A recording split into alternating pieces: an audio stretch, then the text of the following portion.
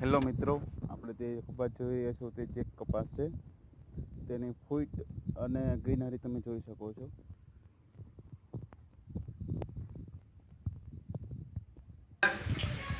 Hello મિત્રો, આપણે જોઈ રહ્યા છો તે કપાસ છે. જે કે કપાસ છે એ 5Gમાં આવે છે અને તમે જોઈ શકો છો એની ગ્રીનરી, ફૂટ અને એકદમ ગ્રીન કપાસ છે.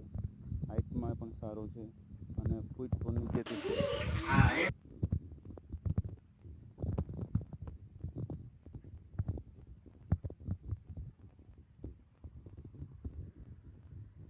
ચેક આપણે પરબાવડી ગામમાં નવનીતભાઈ ભુવાની વાડી વાવેલું છે.